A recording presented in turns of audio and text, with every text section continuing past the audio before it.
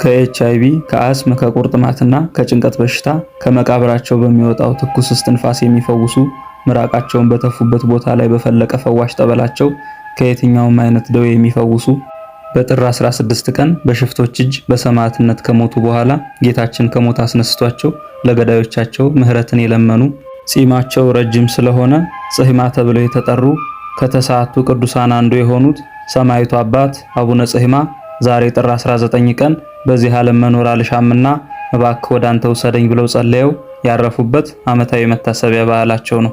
ገዳማቸው ደብረ ሐተታ ወይም ደብረ ጸደይ አቡነ ጽሕማ ገዳም ከአድዋ ከተማ 43 ኪሎ ሜትር ርቀት ላይ ከምትገኘው ዕዳጋ አርቢ ከተማ ወጣ ብሎ ጸደያ ተራራ ላይ ይገኛል። ዳግመኛም ከሰባቱ ቅዱሳን ከዋክብት አንዱ የሆኑት የጣና ባህር ላይ ገዳማቸውን መስርተው በተጋድሎ የኖሩ የጌታችን ኢየሱስ ክርስቶስ ቅዱስ መስቀል ወደ ሀገራችን መጥቶ ሀገራችን የበረከት ሀገር እንድትሆን ካደረጉ ቅዱሳን መካከል አንዱ የሆኑት የስማቸው ትርጓሜ ጌታ ወደደን ማለት የሆነ ታላቁ ኢትዮጵያዊ ቅዱስ አቡነ አፍቀረነ እግዚእ ወይም አቡነ ያፍቅረነ እግዚእ ዛሬ ጥር 19 ቀን ያረፉበት ዓመታዊ መታሰቢያ በዓላቸው ነው።